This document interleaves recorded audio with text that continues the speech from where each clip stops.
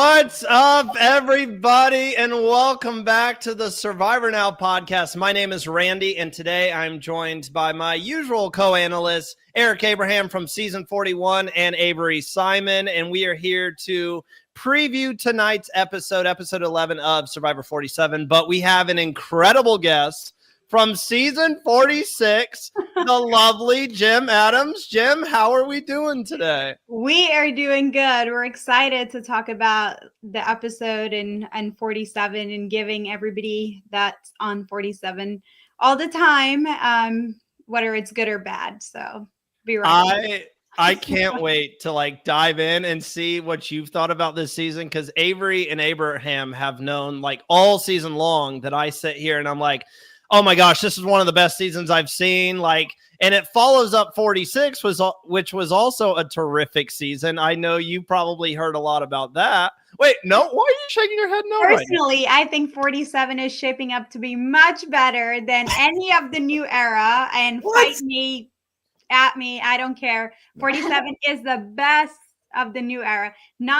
And I was on 46, not that I'm biased or I hate 46, but I think 47 has so much more gameplay and strategy, and just everyone is, it's not like, oh, a kumbaya and we go all the way to the end. I love to see all the pieces kind of get thrown in and everybody just doing their own thing. And it's so refreshing. It's kind of giving a little bit old school, new school tied together. So it's great to see that. And I mean, the ratings show it's kind of better than any of the new era. So you hear that, Abraham? You can admit that a season is better than yours, because Abraham sits here every week and says 41's the best. He's a little Delulu. Delulu is the way. 41 was the building blocks to the better seasons. I mean, 41 and 42 had no choice. I've enjoyed the growth of the direction that Survivor's going in and how stuff is starting to materialize. I think you got to give the credit where it's due, Abraham. I do. I give production credit. I give production credit when they do great stuff. I hit them over the head when they act like there's no food on Fiji other than a ham sandwich with no ham on it. You know, I get them when I can. But I think we got some interesting players in 47 that stand out compared to how others played. I'm gonna give Andy his credit where credit is due. I would have voted him out first, but apparently he's the baby girl of the season with that hair flip, and Andy is just living his best life, and he's like, I'm coming for you. I think we gotta personally look out for Andy. He is shaping up to be a really good player. At first I was with you. I was like, you get that third seat. But now I'm like, go Andy, go. Yeah, he's causing all this chaos. Like Andy, each and every week, it's turned into what is Andy going to do next? Like Avery, Jem obviously said everything that I've been saying, which is this is the best new era season. No offense to Abraham and Jem. I don't take offense. It has Abraham just been clearly does. in fuego. What have you thought so far, Avery? Because obviously we didn't get together last week. We have people in the chat. By the way, you guys can join our chat, Ancient Voices. Amy adds in, missed you all last week, and welcome, Jim. We also missed you guys so much. So, Avery, we didn't get to talk last week, but this season continues to deliver, like Jim said, on the gameplay, like the strategic play from these players. They really are delivering, and I think production has also taken a back seat this season. Yes, we've had twists and advantages, and we've had a few moments where it's like, I wish we didn't do that. I wish that got left out of the game. But for the most part, we do have to give production their dues because they're letting the players play this season. Yeah, I've been loving it so far. I definitely do think it is personally the best out of all the new era seasons. I mean, I do have to agree with Abraham, though. 41 is the building block. That's where it all came from. It is where it all came from, though. The new twists and stuff, it did all come from 41. That's where it all started to get to this point. So if they didn't decide to do what they did with 41, then nothing would have happened up to this point. So I'm really loving it. It's been crazy, and I'm hoping for more crazy. I'm also hoping that tonight doesn't go bad on my part with who I enjoy in this season. Who are you rooting for? I jinx myself every single week. So this week I'm going to say I'm rooting for Sue. because I jinx myself every week, and they always. Are you saying that because you want Sue to go home? You said you jinx yourself. So is that? I noticed you kind of like looked away. Is that what you're getting at? You're like jinxing Sue in the sense of like it's subtle. It's like well, lines. I said, Randy, you know this. I said for weeks, I said I want Gabe to go home tonight, and the second I didn't say I wanted him to go home was the night that he went home. But Sue is holding her own. Look at the challenges. Sue is right there. I mean, and this is a shout out for the older players. Sue has established herself as a player, and she's doing some of the same things that other players I said shouldn't do. Don't get stuck on just voting out one person. Just be flexible enough. Because what happens is now Gabe is gone. Now, what are you going to do? How are you going to react to that? But Sue's the only one that nobody knows she has an idol. So she can still kind of have maneuver in that. See? Me too. I forgot about that. That's the show. Don't like write anybody out because of their age. And I think it's always like, oh, this is the oldest person. This person's too young or too strong or too old and fragile. But I feel like in the game of Survivor, it's not always about, I guess, how old is Jem? How old is Sue? You can see it's also the mental capacity to actually play the game and stay in it and kind of go under the radar, which I didn't possess, but yes, you did. So we were talking hold up, Randy. Jem, how old is Sue? Sue is 45, baby. Okay, just make it so. Just make sure you have the right number. Exactly, Roy. Sue is 45. She's a young thing. She out here with her contour and getting, her we didn't go that far. And Sue is killing it. Like, I didn't think of all those things. I was just like in my brain. I was like, Sue, get it, girl. Look, your Jem, I'll just say, while we're on the topic, before we really dive into what we can expect going into tonight's episode and what took place last week and who's playing the good game and all that stuff, I do want to mention, I was talking to Avery before we went live, before you joined the stream here. And I told her, I said, I was so high on you, Jem, last season. And I've got the footage. Obviously, I didn't prepare it today, but it's somewhere on the channel because we were recapping your season. I believe the week before you went home, I said, guys, Jem is playing the best game. She is up there for one of the best new era players so far. Like, your mind for the game, like you had, from what we saw, you had an incredible read. And then obviously the next week I was like, what happened? So let me tell you what happened. Got you out of nowhere. I was riding high, like that Frank Sinatra song, Riding High in May and Shot Down in July or some shit like that. But yeah, that was me. I was like, oh, this is going great. Nobody knows any of my gameplay. I'm having fun. And then 5 seconds later, I trusted the wrong people and I got booted. So it's also about like having options. And I think where I lacked, and in hindsight, thinking about it, is like, we didn't lose any tribal until day 11. So the alliances that you made on day 1, 2, and 3 are stronger if you go immediately to tribal, because it's able to seal the deal basically. But the fact that we waited that long, other relationship blossomed, and I didn't. Like, I was too set on my alliance that I didn't realize what was happening behind scenes. And so that was like my downfall, which in hindsight, it makes absolute sense. But I also thought, I was like, if I get to merge, it's over for everybody. But that's why I didn't get to merge. I thought the same thing. Hey, well, Jem and Abraham for 50 all day long. We had a recap last night with some friends who were over the house, and they were like, we know where you went wrong in the game. What? It's like, you was in there talking about that girl. I was like, who? I said, Tiffany, no, that wasn't me. I'm like, I don't remember that. You don't remember anything that happens when you're in the moment of it, unless you go back and look at it. And I just haven't looked at it. So yeah, the adrenaline is so high that you're just like, oh my God, I'm out here, I'm playing Survivor. Like, what the hell? I didn't even think about like the part that, you show up that you're actually on TV. I didn't play for TV. You know what I mean? I played for the game.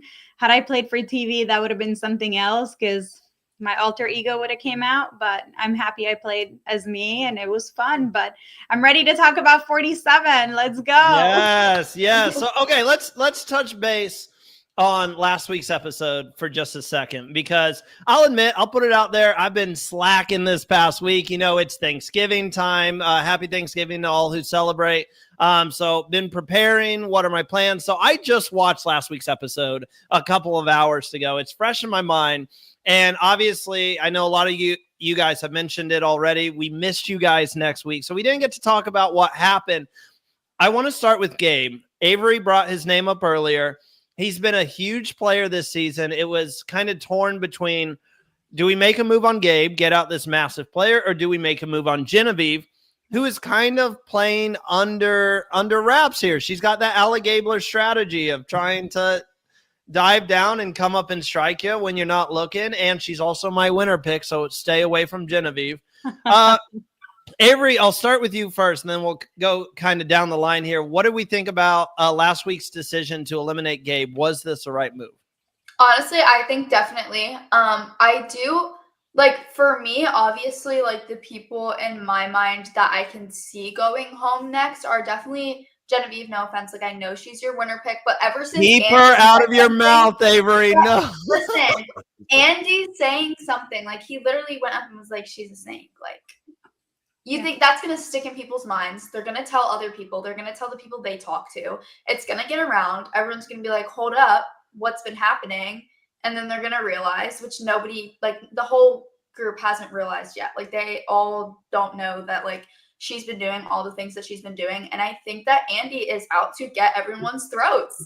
I really think he is. And honestly, like, the reason that I mentioned Sue earlier is because I feel like Gabe was the one making a lot of the moves that she wanted to make. And I feel like without him, it's going to be a bit hard for her to advance in the game, in my mind, which is why I do have a feeling that she might be going soon, just because I think Caroline voting out Gabe is going to be like a huge switch. Sue doesn't have a clue.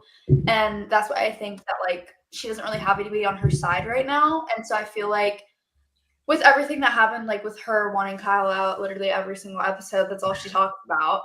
I feel like it's going to end up at a point where, like, she's going to go home now that Gabe is gone.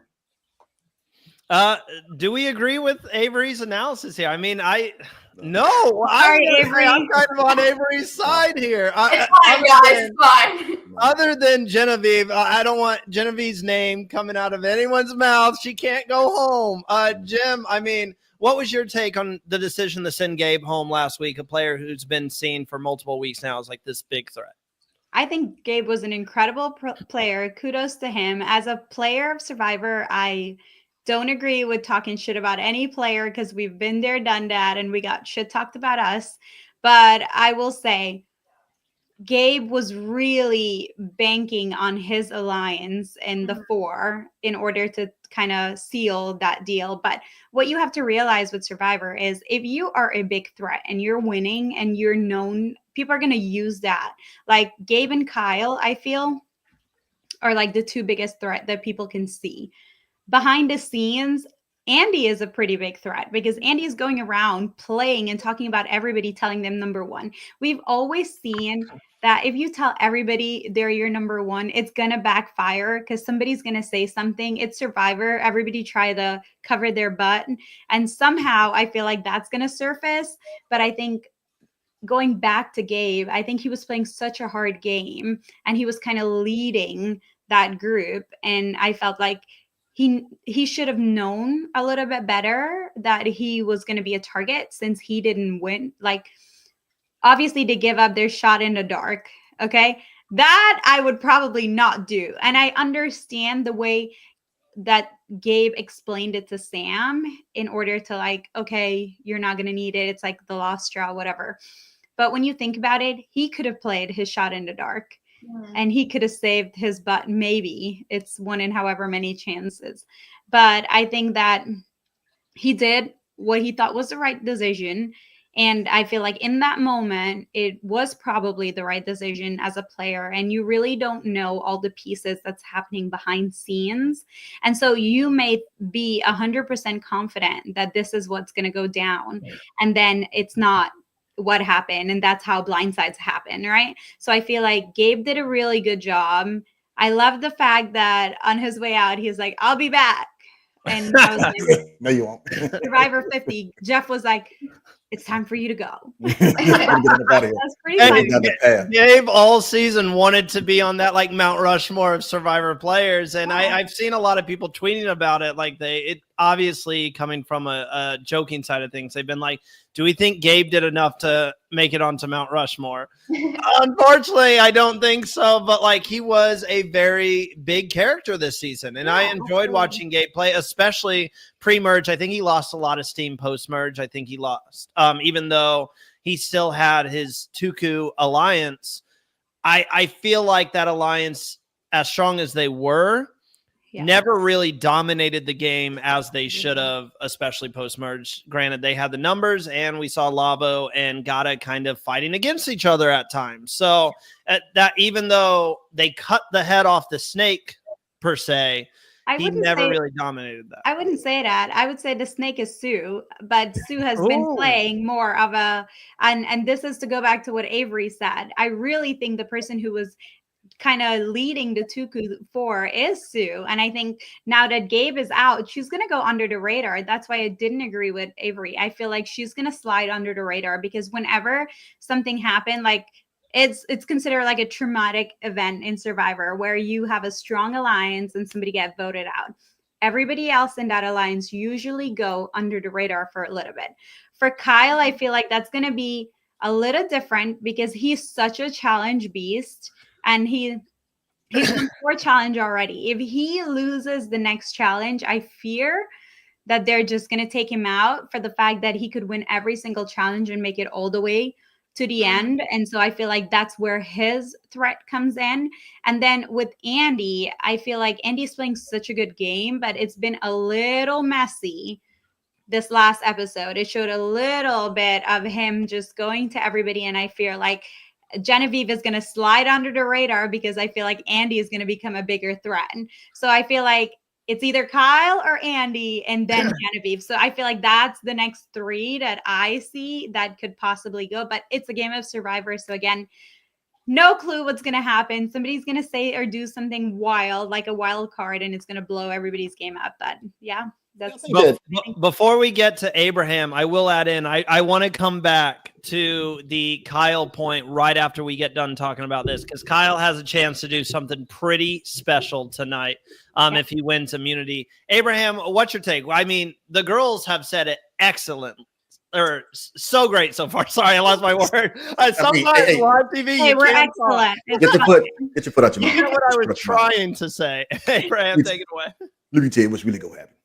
First of all, Kyle was a snake in the grass when he ate that chicken. He was like, "No, I don't eat chicken."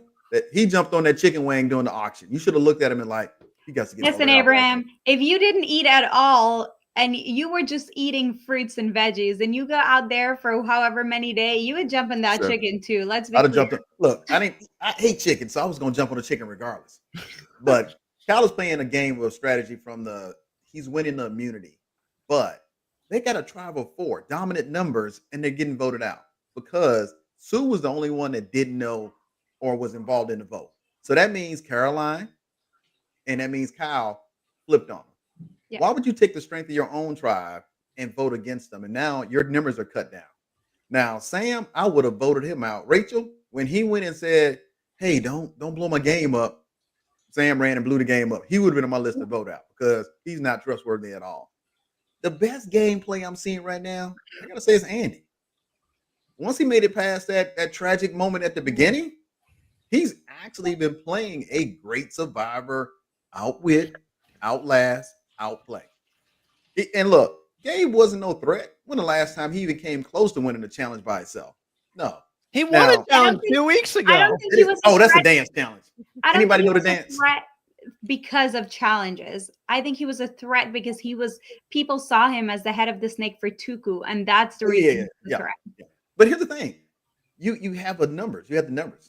We always say go in the merge with the numbers. So you got the numbers, you got your tribe. You think they were loyal, but they're not. But we know that's not how Survivor works. You show a little bit of strength in anything, whether you can eat faster than somebody, or you complain a lot, or you can sleep longer than somebody, and that's a reason enough to get voted out. So I feel like it's a little touchy with that. Because even when you look at the show and you'd be like, you'll be like, Caroline, is she even still playing? We know that you're just not in the edits because you're not really doing anything for that episode. What the viewers don't see is 24/7. Yeah. Mhm. They only see that little snippet of a day. So you can get up that morning in a great mood, already got a good plan, go do the actual challenge. No matter who wins, you're going to stick with your vote and get an hour from tribal and everything goes chaotic. And that's what I'm looking at. Because nobody's even looking at and saying, Andy is masterminding. Sam, he masterminded your side person and got kicked out.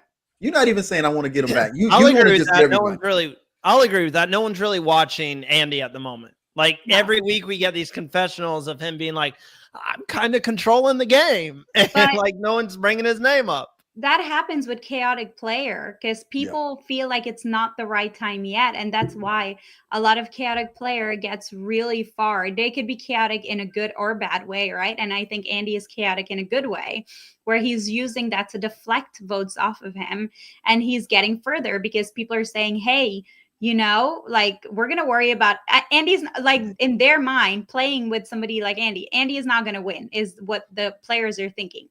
If he make it the final 3, he's still not going to win. Is this somebody that we want to take to the end? But what they're not seeing is all of Andy's behind the scene, because they're not part of the behind the scene. And then if Andy gets a final 3 and he says all those stuff, perhaps he have an opportunity to win. But in their eyes, they're saying, okay, Andy is running around just talking to everybody. He's not important right now. He's not somebody that we want to get rid of, the bigger targets that we can see what game they're playing. So the best players are the one that goes undetected and do play a really good game behind the scenes. And the players that are usually very strong in a leadership position are the ones that get taken out first. Andy I could love win this that, but- season. Oh, go ahead. Andy could literally win. And here's how Yeah. he can do it. If he can survive and get down to the final 3, Yeah. and Andy can present his game, Andy wins. 100%. No, There is no I other person. disagree. Genevieve is playing a quiet disagree. game, but I think Rome, once Rome was voted out, now Saul is voted out. Genevieve really doesn't have a place to be, and she got a target from the rest of them saying that she's a great player because she orchestrated Soul's vote out. But here's the thing: it is Andy's been a part of every vote out since the merge. Mhm. He's been in the ends the whole time. I disagree, and I'm interested to hear what you guys think. Your TV broke. I'm going to put this out there. If Andy wins this season, which I think he has 0% chance to do. That's not what Edgic thinks. Edgic thinks Andy is the winner. I know. If Andy wins this season, I will go to a Bryson Wynn Presents event next season, because I usually try to go to at least one, the premiere, finale, wherever. I'll be at the finale this year, but obviously I won't know the winner when I go to the finale. So it'll have to be next season. But if Andy wins, I will go fully dressed up in a chicken outfit. I don't think Andy I'll take that bet. Yeah, I don't think he can win, because I think the reason his name is not getting thrown out there is because, and I've been saying this the last couple of weeks, I don't think the players have the respect for him to vote him into winning $1 million, which is something as good as I agree. His gameplay has been terrific this season. I think he's playing a great game, especially from where he started in that premiere episode. But sometimes, and this is something that hits me on my everyday life, you could be an amazing person, you can be a goofy person, all that, but in the end, you're not going to get the respect that you deserve. And in this game, with how he started and where he's at right now, I don't know if they're looking at him as a player. Hey, that's the winner of the season. I do not agree, because Andy had a Survivor glow up. They come once and they come far. But he literally grew up on Survivor, and you can see it. And if Andy can kind of elaborate his gameplay and say how he was in the ends on every single vote, people would automatically listen to him, and they will kind of think about, okay, you know what? Andy is a very social player. And if he can elaborate that at the end and say, this is how I was in, maybe I wasn't the captain of the ship, but I was an essential part of that. Like, I was in on your vote, everybody's vote. And like, I ditched my tribe mates to make some moves with you guys. And then I went back to my tribe mates. So all of that, if Andy is able to really talk about everything that he's a part of, I think they will they'll have respect because everybody's sitting on that bench at the end of the day. We're not in on all the votes. And if Andy make it to the end and are in on every single vote, he will automatically gain respect because of how complex of a game Survivor is. What do you think, Abraham? Here's the thing about it is, Andy's sitting there and masterminding. And here's the thing about it is, all you got to do is get to that third spot. Yep. If you get to that third spot, name me one other player that has a better resume than Andy. One other player that has a better resume. But okay. No. Don't try to go right or left. Who has a better resume right now than Randy? I think Genevieve has a better resume. In this 47? No, in 47. I think Genevieve has a better resume. Off of what? She turned on Saul. I mean, she turned on Rome, and she got Saul out. What else did she do? I think Teeny's got a good resume. Better talker. Who'd you say, Jim? Teeny. What has Teeny done besides playing? Listen, she hasn't done anything, but I'm sure she'll do something. I mean, she's a good talker as well. Last episode, though, I loved. Okay, so last episode, I really, really loved the fact that Survivor highlighted it, her story, and the way they did it. They didn't dwell on it for a long period of time. They just made it perfect. This entire season, the stories fit perfectly where they need to be. It wasn't rushed. It wasn't drawn out. It was just perfect timing, and it really showed. And this is what people used to talk about, of wanting to know the player in a deeper kind of way, but not run out over many episodes. Just a small portion fit perfectly in. And I love that they show that story because it really made me think so much more of what she's feeling in that moment, and how she can use that the fire to kind of bring her back into the game. And that was incredible to watch. The editing has been terrific. Yeah. I got to get Avery's thoughts here. I mean, Avery, you've been listening to us go on about Andy and all of this. What is your take? Because you disagreed with me. You said I see Andy as a 0 vote finalist at the end of the day. I disliked Andy for a good bit of time, but I swear he's been doing so good. I am not one to just my winner pick got voted out a few weeks ago, and normally when I'm watching the seasons, if I dislike somebody, I normally don't change my mind. I'm okay, this person's gonna go. And I normally have a feeling about it. And at the start I was okay, Andy, whatever, doesn't matter. He's still here. I'll clarify. She doesn't dislike Andy as a person. It's just the game side. Yeah.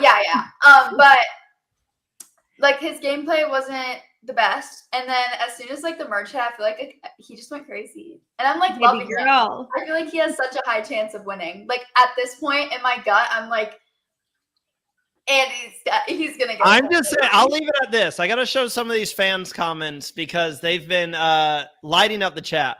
But I'll wrap up the Andy talk with this. I'm just saying it's happened in Survivor before where someone is the favorite to win. They've played a masterful game. We've seen them play an incredible game. And then they make it to the end, and we have a bitter jury. And the mayor of Ponderosa this season was Sierra, who got burned by Andy. So I don't think Sierra is going to be wanting to vote Andy at the end of the day. So it's going to be interesting, but the bet stands. If Andy wins this season, which Jim said right now, the Edgic is saying that Andy will win this season. But I think my winner pick has to win. So who's your winner pick? Wait, hold on. Let's hold that after commercial. Hater. We're gonna make you after commercial. I'm gonna show some of these chats really, really fast. Benelli says, Jim looks so good. What a queen. Bruce said this while Jim was talking. Preach, sister. Amy's in the chat. Good seeing you, Amy. If Randy attends in a chicken outfit, I will find a way to attend.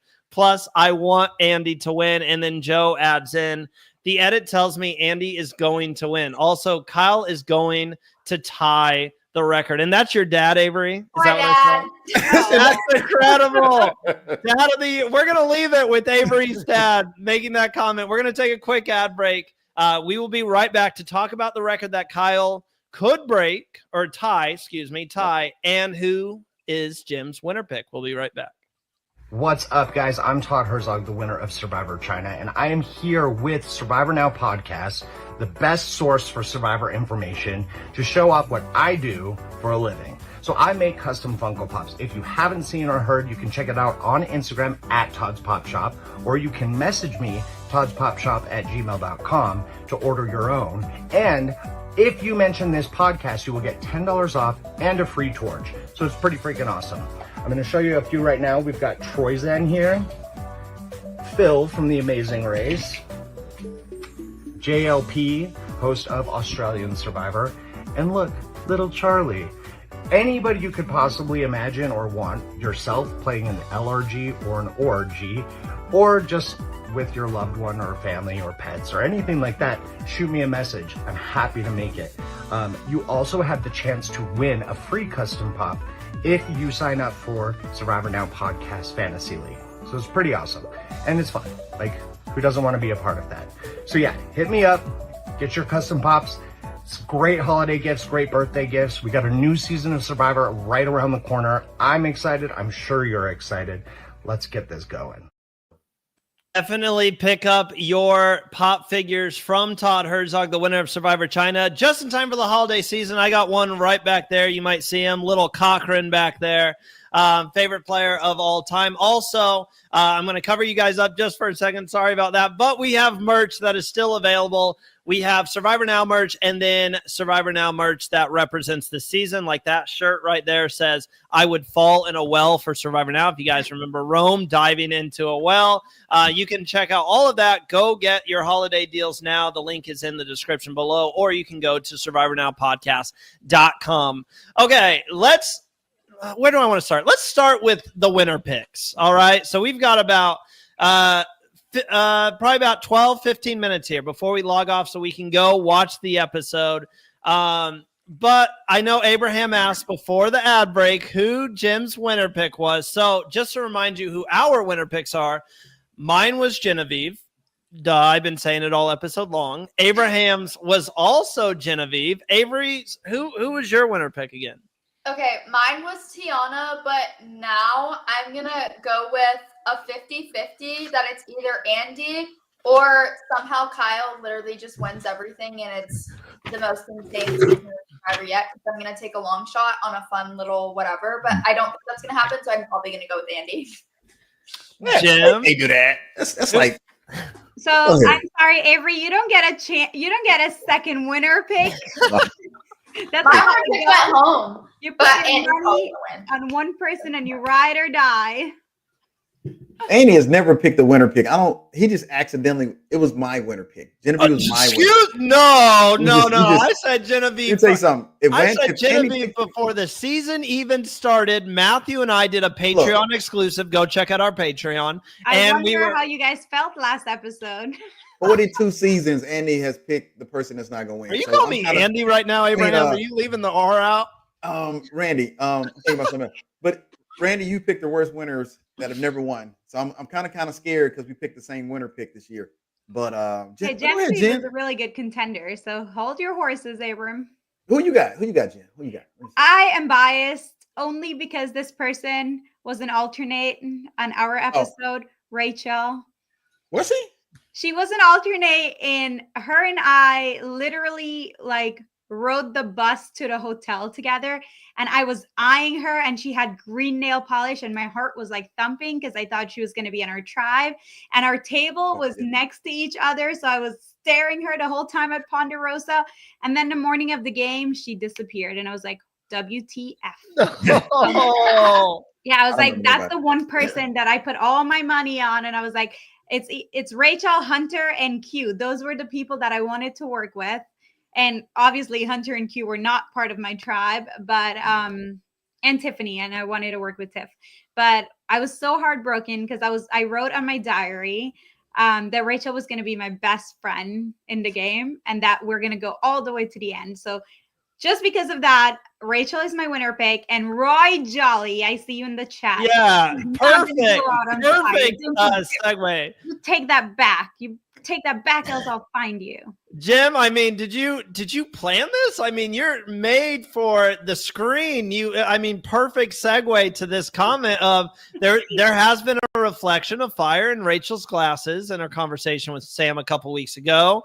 The episode Soul Went Home looks like she goes out in fire. Are we like, do we believe the editors do this? Because it's been something that's been going on for years now, for seasons now, excuse me, where you see fire and at the end of the day, that person either goes home in fire or competes in fire, one or the other. I don't know. I'm just hoping that she makes it to the final 3 or the final 4, but I'm not going to have Roy Jolly little juju all over Rachel saying she's going to go out in fire. Please take that back. I would appreciate it. She is not going to go out in fire. The way she's playing the game, the Rice Queen shall prevail. Okay, the Rice Queen shall prevail. Iconic moment of her trying to put the rice in her. Proud. I was like the proudest mom. All of her game, like stealing rice will get you credit. I love Rachel. I will give you the rice stealing as credit. That's going to be something iconic in Survivor: the stealing of the rice.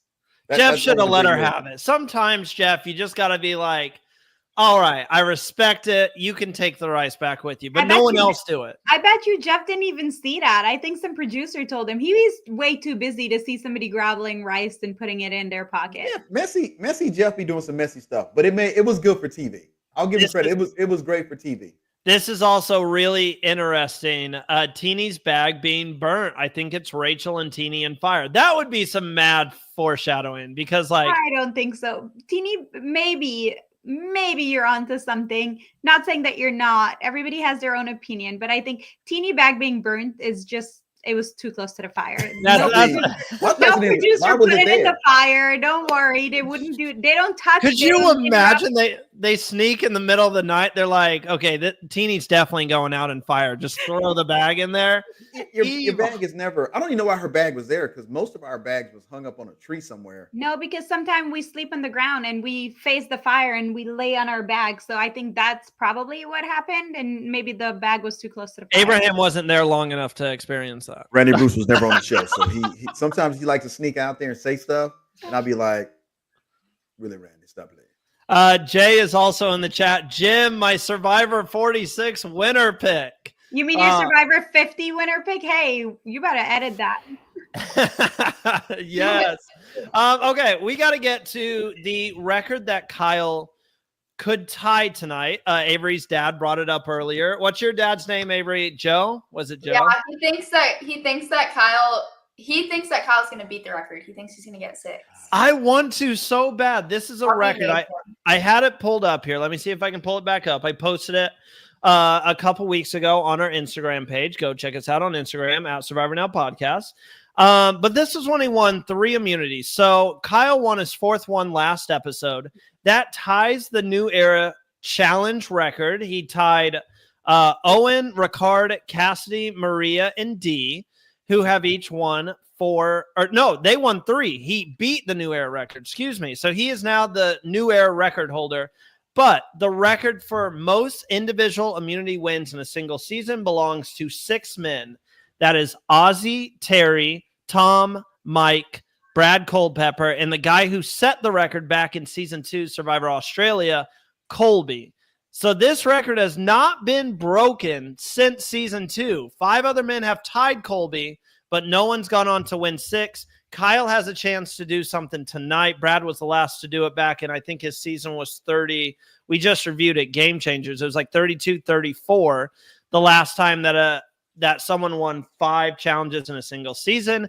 Kyle can tie that tonight if he wins a 5th. So my question to you guys, does he do it? Does Kyle tie the record tonight? Yes. Yeah. He's going to do it.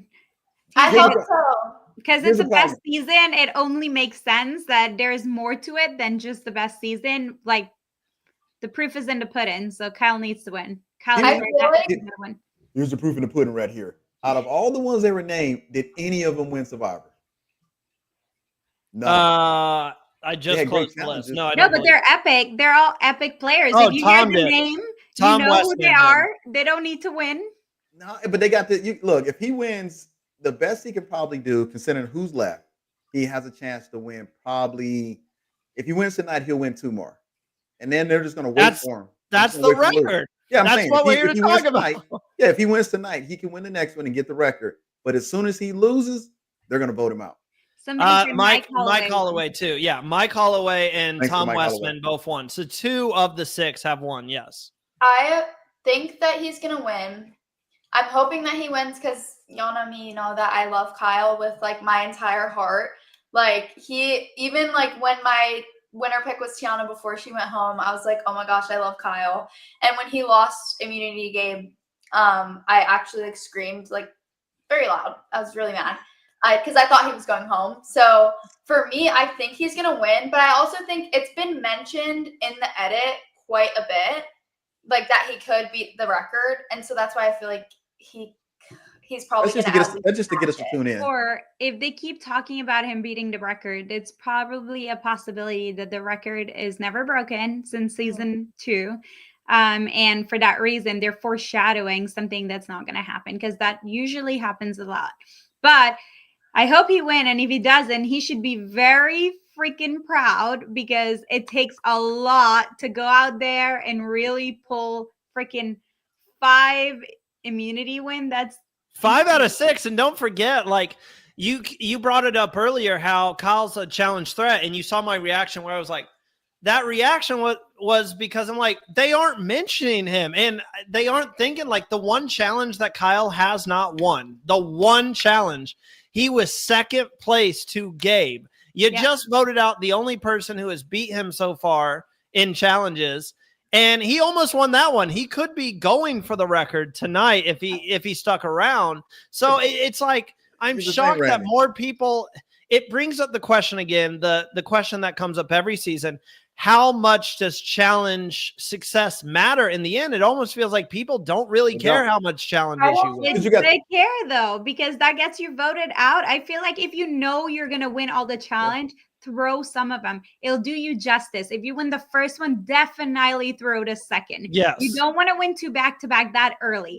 Once it hit like 6 people left in the game, bring everything out, go all the way, win every freaking challenge because that ensures that you're sitting at the end. But if Kyle, people try too hard in the front and then fumble it, then get voted out before they can even make it. But I mean, if Kyle wins all of it, hell yeah. Look at Kyle. What has he done besides? These are the 3 categories to win Survivor: outwit, outplay, outlast. He's outplaying them on challenges. But where's the outwit part? Well, that's the part that I bring up. If Kyle make it, if he wins out, makes it to the final 3, and he says at Final Tribal Council to the jury, I won 9 challenges. That smashes the Survivor record. That's why I should win Survivor. Nope. Is that enough? Because I almost feel like the jury would be like, what else? They're going to be salty about it because you go out there, you want to win a challenge as a Survivor player.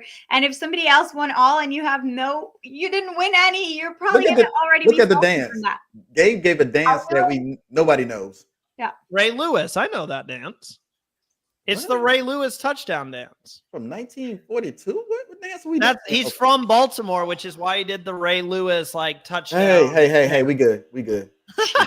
Avery, you were going to add something in there? What was I going to say? Oh, I don't know. There was a bug, guys. My whole brain bug. I don't know. I feel like though, once it gets to the jury, even if Kyle gets that far and just wins everything and somehow makes it to the final, I definitely think that it's going to be a really emotional jury this season. And I feel like if nobody has really felt a connection with him or anything like that, then I don't think that they would vote for him. Because I definitely think this season the jury is going to be very emotional, I feel. We've seen them with iconic. We didn't even talk about Soul and Sierra walking in. Okay, can we take a minute to appreciate the hotness? I mean, you thought Teeny's jaw was on the floor. You could have swept mine up. Because the minute Soul walked in, I was like, Daddy. With the rain came? Where the rain come from? I was like, that vest. I was like, yeah, button up all the buttons. I was thinking the same thing. The toughest, the strongest, the most manly men out there can admit when a guy looks hot, and he looked hot, like Soul. And brainer. a married woman can admit when a guy looks hot, and Yes, so yes. was daddying it out there. But you know, Somebody said on the internet, you know how they say mother, like mother is playing? They're like, we got our first father. So Soul's the father of Survivor, and I agree. We just need a soul calendar is what, like, I don't even He need better to be figure in out- put him on the Bryce Zaddy. Put him on the Zaddy calendar. calendar. Yes, he's definitely going to be on the Zaddy calendar. So let's see. We got just over 12 minutes here before Survivor goes live on the East Coast. So we got to go ahead and show you guys, before we give our predictions about who's going home tonight, what Survivor Now has lined up for you guys this week with our Thanksgiving week of coverage. So if you guys didn't know, this is the pre-show. Immediately after Survivor 47 goes off the air, come right back here, myself, Abraham, Bruce. Avery, are you doing anything tonight, or are you filling in for Josh tonight? Josh isn't on tonight. Josh isn't on tonight. I don't know. We'll chat. We'll chat. We'll talk off air. I didn't want to leave you out, and then you're like, well, I won't be there. So Avery may or may not be there because Josh will not be. He's got Thanksgiving plans. But anyways, immediately following the episode, join us as we break down everything that happened on episode 11 of Survivor 47. That is around 9:35-ish. We'll be going live on the East Coast. And then Survivor Social usually airs on Thursday nights at 9 p.m. Tomorrow is Thanksgiving. We have the day off, much like most of the United States here. So that is to be determined. We don't have that rescheduled yet, but Tegwith and Kara are working on a date and a time. Follow us on our Instagram or check it out, survivornowpodcast.com, and we'll keep you up to date on when Survivor Social will air this week. But on Friday at noon Eastern, Jack and Will be back with another edition of Survivor Stock Watch. They will look at the Edgic. We brought that up a lot today. They take a look at the Edgic. They tell you who they think is going to win, who they think is going to be the next person to go home. They take a look at all that analytical stuff. That will be Friday at noon Eastern. And then to wrap us up on Saturday, Ollie, Phil, Matthew will be here for Got Something For You, our final recap episode of the week, where they will look at every single thing that happened in the episode through the screen. Basically, they will show you, they will take you picture by picture to make sure they don't miss a single thing. They will also take a look at some of the most iconic social media moments of the week. So that will be Saturday at 3 p.m. Eastern time. So lots of stuff planned for you guys. Lots of coverage planned for you this week. We had a few comments. Kimberly says, I'm loving Jem. Such a fun guest. She has been iconic. Jay says, Jem looks great, by the way. She made me look terrible. She showed up and I was like, I did not know we were supposed to be dressing up tonight. I have a cardigan and a tank top. The hair is flowing, though. I love it. Roy adds in, Kyle gets 6, breaks the record, and gets cut by Andy next episode. Everybody just wants to see Andy succeed now, so I'm in a chicken outfit. That's what everyone wants. And then Jay also adds, I suspect Kyle or Caroline goes home tonight, and I suspect Sue will play her idol tonight because she'll be on the edge after losing Gabe last week. Let us know in the comments who you guys think is going to go home. But let's go ahead. Last couple seconds here before we log off. Abraham, who's going home tonight? You know what? If Kyle loses, he's going home tonight just by challenges. If he doesn't lose, I think it's going to be an epic idol play by either Sue or Rachel. Woo! Which sends. I forgot Rachel has an idol too. Yeah. Which I would probably send Caroline home. I think we're gonna see an idol play tonight. I think the idols have been sitting there idle, just waiting to get a nice play. Yeah. And I think it's going to be a blind side because nobody remembers. Well, nobody knows that Rachel has an idol. And Sue's, I think everybody got voted out that knew about it because nobody's talking about it. So I'm looking for an idol play tonight. Either Sam is going to go home because he's just terrorizing folks. Thank you.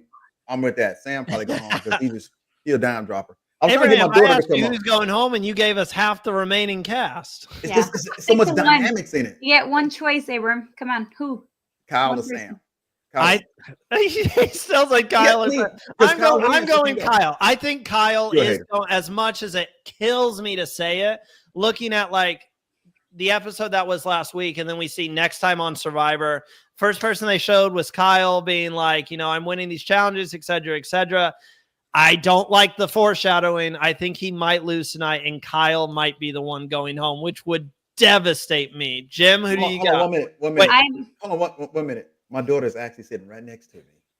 I'll try to get her to come on, but she won't move. She won't come on. Oh man, 3 years I haven't met your daughter, Abraham. Jem, who do we got going home tonight? So I think it's either Kyle or Genevieve for the same reason as you. If Kyle win, I think Genevieve is going home.